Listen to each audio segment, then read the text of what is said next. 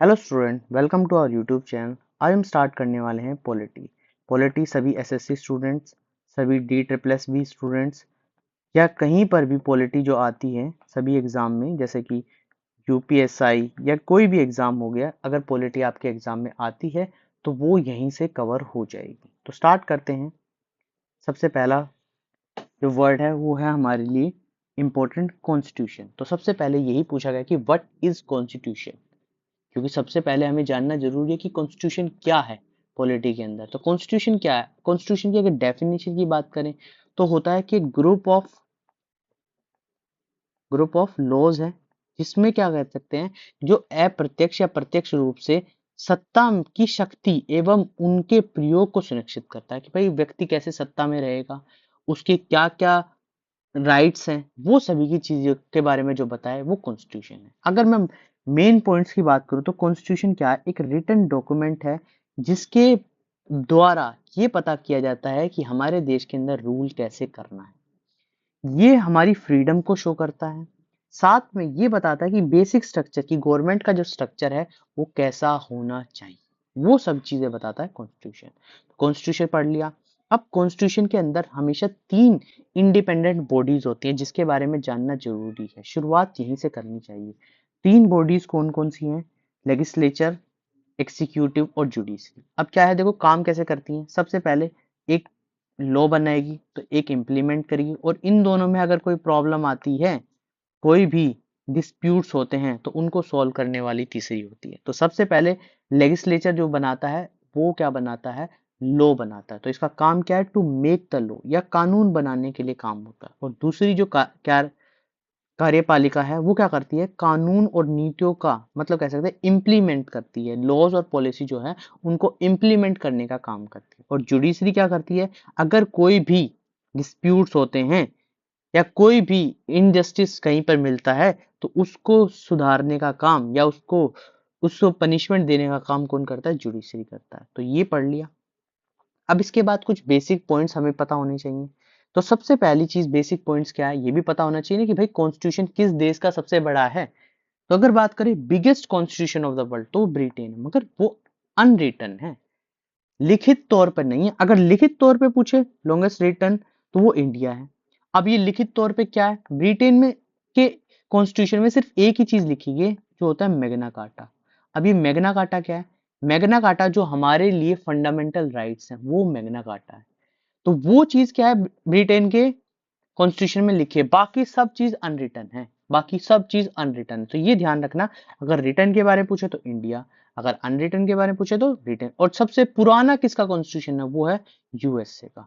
USA का constitution अगर मैं बात करूं तो 21 जून 1788 के अंदर अडॉप्ट किया था, अप्लाई हुआ था।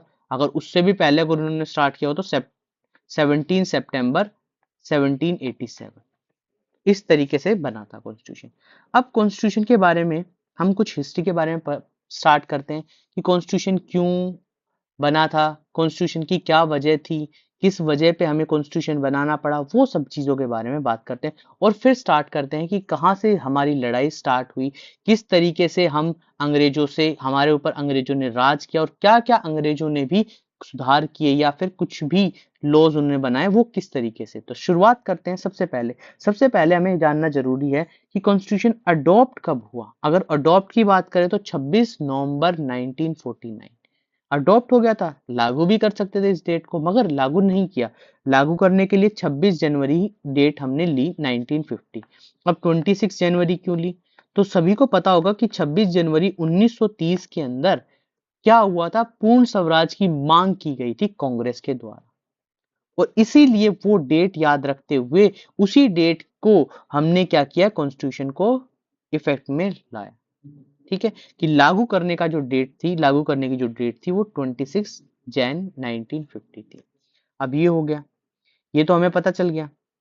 अब कॉन्स्टिट्यूशन की शुरुआत कब और क्यों हुई, कि अंग्रेज किस वजह पे और कैसे भारत आए। तो देखो, सबसे पहले एक व्यक्ति आया 1599 के अंदर, एडी के अंदर, जॉन मिल्डे हॉल। ठीक है, तो ये व्यक्ति आया, और ये कब आया था? ये अकबर के शासनकाल में आया था। और यहां पर आके इसने देखा कि भाई इंडिया के अंदर तो व्यापार करना बेनिफिट वाली चीज है, मगर उस समय पे ये आया, इसको शायद अकबर ने मना कर दिया कि भाई नहीं, तुम यहाँ पर कंपनी स्टेब्लिश नहीं कर सकते। मगर ये गया और वहां पर जाकर, इंग्लैंड में जाकर अपनी रानी को बताया कि भाई एक कंपनी स्टेब्लिश की जाए अगर आप कुछ समय के लिए। और एक कंपनी स्टेब्लिश की गई, मगर वो स्टेब्लिश सिर्फ 15 ईयर्स के लिए हुई थी। मगर उसने आगे जाके बढ़ते गई, बढ़ती गई, बढ़ती गई। तो 15 वर्ष के लिए ऐसी कंपनी स्टार्ट की जिसका नाम रखा गया ईस्ट इंडिया कंपनी। वो कहाँ पे हुई शुरुआत? लंदन में, ताकि वो व्यापार कर सके दूसरी कंट्रीज में। अब ये कंट्री में शुरुआत हुई तो इसका रियल नाम भी जान लेना जरूरी है कि भाई रियल नाम क्या था। हम तो ईस्ट इंडिया कंपनी बोलते हैं, मगर इसका रियल नाम था governors and companies of merchant of London trading into east Indies. तो ये हुई शुरुआत। शुरुआत होने के बाद भारत के अंदर तो अभी एंट्री हुई नहीं है। भारत के अंदर एंट्री कराने के लिए क्या हुए? पहले व्यक्ति आए, पहले व्यक्ति से काम नहीं बना, फिर एक व्यक्ति और आए 1608 में, जिनका नाम था कैप्टन विलियम हॉकिंस। ये व्यक्ति आए और इन व्यक्तियों ने जाकर जहांगीर के दरबार में जाके बात की कि भाई हमें कंपनी ओपन करनी है। जहांगीर ने इनको परमिशन दी, और परमिशन देने से पहले एक ये टेम्परेरी कंपनी भी अपनी स्टेब्लिश कर चुके थे 1611 के अंदर। 1611 में टेम्परेरी कंपनी स्टेब्लिश हुई, तो कहाँ हुई थी? मुसलीपट्टम में। ठीक है, तो ये कंपनी स्टेब्लिश होने के बाद 1613 के अंदर जहांगीर ने परमिशन दे दी कि भाई तुम अपनी एक परमानेंट कंपनी भी स्टेब्लिश कर सकते हो। तो ये याद रखना कि जहांगीर के दरबार में व्यक्ति आया था और जहांगीर के दरबार में व्यक्ति को परमिशन मिली थी। कब मिली थी? 1613 के अंदर। 1613 के अंदर सबसे पहली जो परमानेंट कंपनी थी वो अंग्रेजों ने सूरत में स्टेब्लिश कर दी। अब जहांगीर को लगा कि भाई ये तो कंपनी स्टेब्लिश करेंगे और काम करेंगे और यहाँ पे व्यापार करेंगे, मगर ऐसा नहीं हुआ। जब तक व्यापार करते रहे कुछ सालों तक, जब तक जहांगीर रहे। मगर उसके बाद जो मेन टर्निंग पॉइंट आया कि ईस्ट इंडिया कंपनी ने कुछ चार्टर, कह सकते कि राजलेख राजलेख तैयार किए, जिसमें बताया कि भाई हमारी 3 प्रेसिडेंसी होंगी। कौन सी? कोलकाता, मद्रास और बॉम्बे। बॉम्बे, ठीक है, और इसे भी कलकत्ता बोलते हैं। ये इन्होंने तीनों ने स्टार्ट की, मगर ये बनाने के बाद इसके बाद भी पूरी तरीके से जो है कंपनी स्टेब्लिश नहीं हो पाई थी, क्योंकि पूरे देश के अंदर राज करना था। मगर उसके बाद कुछ युद्ध लड़े गए, क्योंकि अंग्रेजों को सबसे पहले क्या करना था? जो मुस्लिम्स राज कर रहे थे उनको हटाना था या अपने सेवक बनाना था। अगर वो जब तक सेवक नहीं बनेंगे जब तक इंडिया के अंदर राज करना मुश्किल था। तो इसीलिए दो बैटल लड़ी गई 1757 के अंदर, बैटल ऑफ प्लासी, जिसमें दो व्यक्ति थे, रॉबर्ट क्लाइव और सिराजुद्दौला। रॉबर्ट क्लाइव जो अंग्रेजों की तरफ थे और सिराजुद्दौला जो भारत के अंदर राज कर की तरफ से थे। अब जीतने वाला कौन था? Robert Clive. तो बैटल ऑफ प्लासी भी जीती। फिर उसके बाद बैटल ऑफ बक्सर हुई, जिसमें हेक्टर मुनरो और ये 3 व्यक्ति थे, मुगल से नवाब ऑफ बंगाल और नवाब ऑफ अवध। मगर इसमें भी जीतने वाला कौन हुआ? Hector Munro. यहाँ तक भी हुआ कि 2 बैटल जीतती है और ऑलमोस्ट इंडिया को जीत लिया है। मगर इसके बाद एक ट्रीटी और इंपॉर्टेंट है, जो है 1765 में ट्रीटी ऑफ इलाहाबाद। अब ये ट्रीटी क्या है? ये ट्रीटी किस किस के बीच में हुई थी? रॉबर्ट क्लाइव और इन सभी के बीच में। इसके बाद पूरे उड़ीसा, बंगाल, बिहार प्रांत में जो रिवेन्यू जनरेट होगा उस पर जो टैक्स वसूलने का काम था वो अंग्रेजों के पास आ गया। जब ये ट्रीटी में ये बोला गया कि भाई अंग्रेज अब क्या कर सकते हैं? उड़ीसा, बंगाल और बिहार में जाकर रिवेन्यू जनरेट कर सकते हैं। अब इन्होंने रिवेन्यू जनरेट करने की परमिशन कह सकते हैं या हक पा लिया था। तो इसके बाद इन्होंने 7 साल तक भारत को अच्छे से लूट लिया। इसलिए कहते हैं 7 ईयर लूट ऑफ भारत जो हुई थी वो 1765 से 1772 में हुई थी। इसमें क्या हुआ? इसमें डुअल गवर्नमेंट्स, मतलब 2 गवर्नमेंट्स का, या कह सकते हैं डबल टैक्स का रूल इन्होंने अपनाया। कैसे अपनाया? कि भाई एक टैक्स तो देगी इंडियन व्यक्ति, किस पर? अंग्रेजों को। जो किस पे देना है? ईस्ट इंडिया कंपनी को। ईस्ट इंडिया कंपनी को। और एक टैक्स देगी वहां पर जो रूलर राज कर रहा है। अब रूलर राज कर रहा है तो ठीक है, मगर ये क्या करते थे? जो राजा राज कर रहा है उससे भी 81% जो था वो ले लेते थे। और 7 साल तक ये कार्यक्रम चलता रहा। इसके बाद क्या हुआ, इसके बाद इस लूट की वजह से कंपनी में भ्रष्टाचार और अत्याचार बढ़ गए, जिसको देखकर ब्रिटिश सरकार ने इस ड्यूअल गवर्नेंस को खत्म कर दिया और 3 प्रेसिडेंसी बनाई, कोलकाता, मुंबई और मद्रास में। एक लॉ ऑर्डर पास किया, जो बनाई हुई थी ना उसमें एक लॉ ऑर्डर पास किया कि मेंटेन रखने की, कि जो कानून व्यवस्था है ये अब जो चलेगी ये ईस्ट इंडिया कंपनी के द्वारा चलेगी। ठीक है, जो प्रशासन जो चलेगा उसमें जैसे 3 बॉडीज होती है, लेजिस्लेटिव, एक्सिक्यूटिव और जुडिशरी, वो अब डिसाइड कौन करेंगे, अंग्रेज डिसाइड करेंगे। और अंग्रेज भी कहां से डिसाइड करेंगे, जो ब्रिटिश पार्लियामेंट थी वहां से डिसाइड होगा। ठीक है, इसके लिए इन्होंने नेक्स्ट गवर्नर को भी तैयार कर लिया। अब नेक्स्ट गवर्नर क्या है, जो देश के अंदर राज करेगा। जो गवर्नर था वो वारन हेस्टिंग था। ठीक है, जिसने ड्यूल गवर्नमेंट्स को खत्म कर दिया था। मगर अब कहानी यहां से शुरू होती है कि कहानी में 2 फेज आए थे, एक था कंपनी रूल, एक था क्राउन रूल। कि कुछ समय तक कंपनी रूल, 15 साल के लिए कंपनी बनाई थी, मगर वो आगे चलती रही, व्यापार अच्छा चलता रहा, टैक्स भी अच्छा मिलता रहा। उसके बाद 2 पार्ट्स में जो है अंग्रेजों ने राज किया। 1773 के बाद मेन जो राज था वो स्टार्ट हुआ। तो कंपनी रूल की कहानी है जो आज हम इस वीडियो में कंप्लीट पढ़ेंगे कि क्या क्या हुआ कंपनी रूल में और क्या क्या चीजें हुई। क्राउन रूल हम नेक्स्ट वीडियो में पढ़ेंगे, फिर उसके बाद आगे वाले चैप्टर्स पढ़ेंगे। तो स्टार्ट करते हैं कंपनी रूल। कंपनी रूल में ये सभी एक्ट्स पारित हुए, जिसमें सबसे पहला एक्ट जो था रेगुलेटिंग एक्ट ऑफ 1773, फिर अमेंडमेंट एक्ट आया 1781, फिर पिट्स इंडिया एक्ट आया 1784, फिर एक्ट ऑफ 1786 आया, फिर चार्टर्ड एक्ट आया 1793, फिर 1813 आया, 1833 आया और 1853। तो ये सभी के सभी यहाँ पर रेगुलेटिंग एक्ट आए।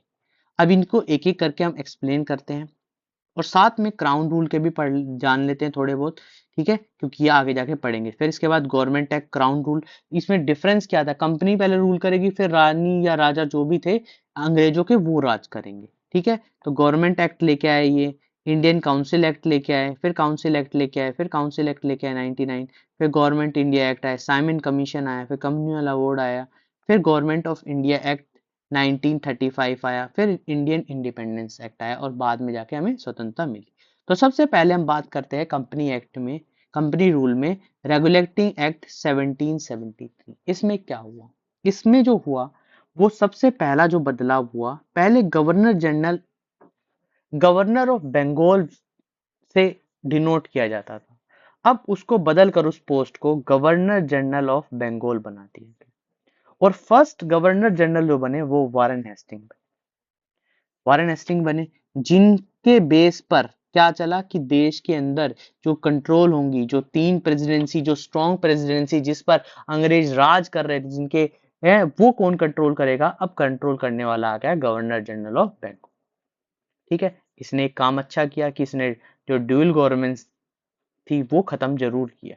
मगर उसके बाद क्या हुआ, उसके बाद अब कंपनी धीरे धीरे 15 साल, 20 साल, 30 साल चलती रही, मगर उसके जो ट्रेड के राइट्स है वो एक्सटेंड भी तो करने थे। तो इसके बाद ईस्ट इंडिया कंपनी ने 20 साल तक, जो ईस्ट इंडिया कंपनी के जो जो ट्रेड थे कौन करता, इंग्लैंड से बोला कि भाई 20 साल के लिए और एक्सटेंड कर दिए जाए। एक्सटेंड हो गए। एक्सटेंड 2 काम हुए, पहला पोस्ट चेंज कर दी, सेकंड ट्रेड को एक्सटेंड कर दिया। मगर साथ में एक काम और हुआ कि 1774 के अंदर, 1774 के अंदर सुप्रीम कोर्ट जो कलकत्ता में बनाया गया, जिसमें 4 जजेस अपॉइंट किए गए, ये बनाए गए। और इससे क्या हुआ, इससे किसको इफेक्ट हुआ, गवर्नर जनरल को इफेक्ट हुआ। क्यों हुआ, क्योंकि गवर्नर जनरल के पास अब राइट्स कम हो गए, जो उसकी पावर थी वो कम हो गई। मगर ये भी गवर्नर जनरल भी बड़ा अच्छा था, इसने क्या किया, जो यहाँ पर ये फर्स्ट चीफ जस्टिस थी, इनसे क्या कर लिया, मित्रता कर ली। और ये क्या करता कि जिसको भी, जिस पर भी दिखता कि ये गलत कार्य कर रहा है उसके खिलाफ, तो उस पर एक आरोप लगाता और सुप्रीम कोर्ट भेज देता और वहां मन मर्जी की उसको सजा दिला देता। ये काम करता था वॉरेन हेस्टिंग। ठीक है, और इसने तीन व्यक्तियों इसका विरोध किया, तीन व्यक्तियों ने, नंद कुमार, छत सिंह और घस्ती बेगम।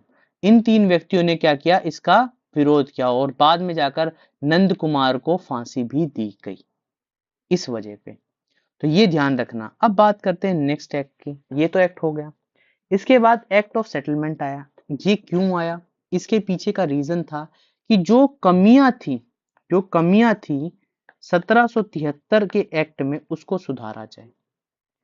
ठीक है, कि वो सभी को सुधारा जाए, उन सभी को सुधारा जाए कि गवर्नर जनरल को क्या पोजीशन दी गई है वो सेटिस्फाइड, वो बताई जाए कि गवर्नर जनरल को जो पोजीशन है वो गवर्नर जनरल की है। ऐसा नहीं कि सुप्रीम कोर्ट अपने डिसीजंस लेगा और गवर्नर जनरल अपने डिसीजन लेगा, क्योंकि वहां पर नंद कुमार को फांसी दी गई जो गलत थी, जो गवर्नर जनरल व्यक्ति दिलाने वाला था, तो जिस वजह से प्रोटेस्ट स्टार्ट हो गए, तो ये देखा कि भाई कंपनी ने तो गलत हो रहा है, तो इसी वजह से सबसे पहली जो चीज की वो क्या की, सुप्रीम कोर्ट के डिसीजंस अलग किए और गवर्नर जनरल के डिसीजंस अलग किए, और लोअर ये भी बताया गया कि लोअर कोर्ट का जो डिसीजंस है वो गवर्नर जनरल लेगा। यहां तक पहुंच गए। अब इसके बाद ये तो हो गया सुधार कि वॉरेन हेस्टिंग को, और इस पे भी ध्यान रखना कि इसके बाद जब ये वॉरेन हेस्टिंग काम करता रहा तो 1785 के अंदर इम्पीचमेंट लगाई गई थी वॉरेन हेस्टिंग पे, इसी वजह पे, क्योंकि इसने जो काम किया वो गलत काम किया था, जो इसने जो डिसीजंस लिया था नंद कुमार के अगेंस्ट वो गलत लिया था। ठीक है, तो ये चीज बनाया गया, और इसके बाद आगे जाकर वो एक बोर्ड ऑफ कंट्रोल बनाया गया जो गवर्नर जनरल के डिसीजंस को क्या कर सकता था, रद्द कर सकता था, और वो बोर्ड ऑफ जनरल था। ठीक है, जिसकी वजह से बाद में जाकर इम्पीचमेंट मिली वॉरेन हेस्टिंग को। ठीक है, आगे बात करते हैं। इसके बाद जो नया एक्ट आया वो एक्ट आया 1784, पिट्स इंडिया एक्ट। अभी पिट्स इंडिया एक्ट क्या कहता है, पिट्स इंडिया एक्ट ने क्या किया, सबसे पहले जाकर जो first time company territory in India and British profession in India, कि जो भारत के अंदर, जो भारत के जो क्षेत्र थे वो कंपनी के अंडर आ गए थे। ये कुछ नहीं, आगे आगे की सारा का सारा जो कंट्रोल था ब्रिटिश गवर्नमेंट के हाथ में आ गया था। कंपनीज के बारे में एडमिनिस्ट्रेशन का जो सारा का सारा कंट्रोल था वो कंपनी के हाथ में आ गया था। और बाद में जाकर इसने अंग्रेजों ने दो चीजों को अलग कर दिया था, कमर्शियल और पॉलिटिकल फंक्शन दोनों अलग अलग कर दिए थे। ठीक है, कि जो राजनीतिक निर्णय, जिसे कह सकते हैं कि पॉलिटिकल फंक्शंस को कंट्रोल करने के लिए बोर्ड ऑफ कंट्रोल की स्थापना की गई थी, जिसके अंदर 6 मेंबर्स थे जो अंग्रेज ही थे। ठीक है, और बोर्ड ऑफ डायरेक्टर्स जो थे बनाए गए ताकि जो गवर्नमेंट के, जो गवर्नर के डिसीजंस को रद्द कर सकते हैं। ठीक है, और सारे के सारे जो ऑपरेशन से सिविल और मिलिट्री और रिवेन्यू अफेयर्स उनको भी कंट्रोल करने के लिए बॉडी बनाई गई थी। ये बॉडी बन गई। इस एक्ट में दो ही बातें हुई। ठीक है, मेन बातें क्या हुई, जो एडमिनिस्ट्रेशन और ट्रेड था उसको सेपरेट कर दिया गया ईस्ट इंडिया कंपनी से, और साथ में दो बॉडी बनाई गई, एक कोर्ट ऑफ डायरेक्टर, एक बोर्ड ऑफ डायरेक्टर्स, जो कंट्रोल करते थे सभी चीजों को, चाहे वो कमर्शियल और पॉलिटिकल। ठीक है, अब बात करते हैं नेक्स्ट एक्ट की। तो नेक्स्ट एक्ट आता है एक्ट ऑफ 1786। वैसे देखिए जो ये वाले एक्ट्स है ना, ये वाला एक्ट ये इतना इंपॉर्टेंट नहीं है, पर ये इसलिए जानना जरूरी है कि अब जब वारन हेस्टिंग को तो इम्पीचमेंट मिल गई, अब उसके बाद नए गवर्नर जनरल बन के आए लॉर्ड कॉर्नवालिस। तो ये क्या कर रहे थे, ठीक है, ये क्या कर रहे थे, इन्होंने आते ही पहले सबसे पहले अपनी डिमांड रखी, जिसको कहते हैं डिमांड एक्ट। इस एक्ट को मेन कहते हैं डिमांड एक्ट। इन्होंने बोला कि भाई मैं गवर्नर जनरल तो हूं, साथ में मुझे कमांडर इन चीफ भी बनाओ, कि आर्मी चीफ भी मुझे बनाओ, आर्मी चीफ मुझे बनाओ, और ये कहो कि जो डिसीजंस हैं काउंसिल के, जो कुछ बनाए ना अभी हमने बोर्ड ऑफ कंट्रोल, उसके जो डिसीजंस है उसको भी बदल सकूंगा। ये डिसीजन मुझे दो, तब जाके मैं गवर्नर जनरल बनूंगा। अगर ये डिसीजन मुझे देते हो तो ठीक है, नहीं तो मैं नहीं बनता। तो ये डिसीजन भी क्या दिए गए, इसको गवर्नर जनरल को दिए गए। तो इसलिए ये थोड़ा सा एक्ट पढ़ना जरूरी है। आगे बात करते हैं। अब जो एक्ट आता है 1793, ये इंपॉर्टेंट एक्ट है। अब क्या किया, कंपनी राइट्स फिर दोबारा से सबसे पहले 20 साल के लिए बढ़ा दी गई, 20 साल के लिए बढ़ा दिए गए, और जो बोर्ड ऑफ कंट्रोल थे या जो भी सैलरीज थी अंग्रेजों की, वो सारी की सारी इंडियन रेवेन्यू से दी जाने लगी। इतना काम हुआ। साथ में 21 अप्रैल 1793 को एक ICS नाम की सर्विस स्टार्ट की गई, जिसमें ये कहा गया कि ये सबसे पावरफुल जो पोस्ट है वो इसमें व्यक्ति एग्जाम देकर सिलेक्ट हो सकता है, मगर इसमें अभी इंडियंस की शुरुआत नहीं हुई थी, ये अंग्रेज ही थे। ठीक है, अब बात करते हैं नेक्स्ट एक्ट की, तो 1813 एक्ट, चार्टर्ड एक्ट। अब इसमें क्या हुआ, इसमें सबसे पहले हुआ क्रिश्चियन मिशनरीज भी इंडिया के अंदर आने लगे थे। अंग्रेज तो आ ही रहे थे, क्रिश्चियन मिशनरीज भी इंडिया के अंदर आने लगे थे। और यहाँ पर इस एक्ट ने ये बताया कि इंडियन एजुकेशन को बढ़ावा दिया जाए, उस पर खर्च किया जाए। तो उस समय के 1 लाख रुपए जो थे वो सैंक्शन किए गए इंडियन एजुकेशन को बढ़ाने के लिए। और साथ में जो ट्रेड था, ट्रेड मोनोपोली थी कंपनी की, वो भी खत्म कर दी थी। सिर्फ दो प्लेस पर रखी कि वो व्यापार कर सकता है चाय का, और चाइना के साथ व्यापार कर सकता है। बाकी कोई भी अधिकार अब कंपनी के नहीं होंगे। इसका मतलब कंपनी का जो डाउनफॉल है वो यहां से स्टार्ट हो गया था। ठीक है, अब बात करते हैं 1833 चार्टर्ड एक्ट के अंदर। इसमें क्या बताया गया है कि ईस्ट इंडिया कंपनी को पूरी तरीके से जो एडमिनिस्ट्रेटिव बॉडी थी उससे हटाया गया। ठीक है, जो एडमिनिस्ट्रेशन था वो कौन कंट्रोल करेगा, अंग्रेज, सेंट्रलाइज्ड, जो थे वहां के वो कंट्रोल करेंगे। और next post governor general of Bengal को बदलकर अब कर दिया गवर्नर जनरल ऑफ इंडिया, जिसके अंदर पहले जो गवर्नर जनरल बने थे वो लॉर्ड विलियम बेंटिक थे, ये बन गए। और इनकी जो पावर थी वो थोड़ी सी अलग कर दी गई कि बॉम्बे और जो मद्रास है उनसे हटा दी गई, और जो सिविल मिलिट्री पावर थी वो दोबारा से गवर्नर जनरल को दे दी। इतना हुआ। अब ईस्ट इंडिया कंपनी, पहले ही बता चुके हैं कि ईस्ट इंडिया कंपनी के सिर्फ 2 ट्रेड थे, अब वो ट्रेड भी खत्म कर दिए गए इस एक्ट के अंदर। और ब्रिटिश लोगों को ये राइट दिया गया कि आकर यहाँ पर तुम लैंड भी परचेज कर सकते हो, इस एक्ट में ये बताया गया। अब इस एक्ट के बाद इंडियन एजुकेशन को भी बढ़ाया गया। एक रिपोर्ट बनाएगी, 1 लाख रुपए हमने देखा है कि पिछले वाले में एक्ट में सैंक्शन हुए थे, तो 1 लाख रुपए का इन्वेस्टमेंट हुआ और इंडियन जो एजुकेशन है उसको बढ़ाया गया। और साथ में ऑफिशियल लैंग्वेज जो इंग्लिश है उसको भी रखा गया। तो 1835 के अंदर ये बताया गया है, अगर कोई पूछे कि इंग्लिश ऑफिशियल लैंग्वेज कब हुई थी, तो 1835 में। बस इस एक्ट में इतना काम हुआ। अब इस एक्ट के बाद 1853 एक्ट बना। 1853 में आईसीएस ओपन कर दिया सभी के लिए कि आओ जो भी एग्जाम देगा इसमें पार्टिसिपेट करेगा, इंडियंस भी पार्टिसिपेट कर सकते हैं, और ये जो एग्जाम पास करने वाले को हम अच्छी पोस्ट पर रखेंगे। बताइए आज भी आईएएस कितना पावरफुल है। तो इसी तरीके से आईसीएस था। तो आईसीएस जो सबसे पहले जो क्रैक करने वाले व्यक्ति थे, या कह सकते हैं कि जो पोस्ट पे लगे ऑफिसर बने, वो कौन थे, सत्येंद्र नाथ टैगोर, जो किसके भाई थे, रविंद्रनाथ टैगोर के। तो फर्स्ट इंडियन पूछे तो वो कौन थे, सत्येंद्र नाथ। मगर क्वालिफाई करने वाले कौन थे, सुरेंद्र नाथ बनर्जी। इतनी चीज पता चली। इसके बाद इसमें क्या हुआ कि 6 मेंबर जो थे लेजिस्लेटिव काउंसिल में जोड़े गए। ठीक है, तो आज हमने किया है कंपनी एक्ट। तो ये कंपनी रूल जिस तरीके से एक्ट में काम किया, कंपनी ने किस तरीके से काम किया, किस तरीके से गवर्नर जनरल ने क्या क्या चीजें की, वो सभी के सभी हमने पढ़ लिए हैं। आज के लिए इतना ही। नेक्स्ट वीडियो में हम क्या करेंगे, आगे जाके क्राउन रूल पढ़ेंगे, किस तरीके से क्राउन में क्या क्या इंडिया में हुआ, और किस तरीके से आगे जाकर कॉन्स्टिट्यूशन असेंबली की मांग की गई, वो सभी पढ़ेंगे हम नेक्स्ट वीडियो में। तो आज के लिए इतना ही। वीडियो पसंद आई तो चैनल को लाइक करें, शेयर करें एंड सब्सक्राइब करें। Thank you.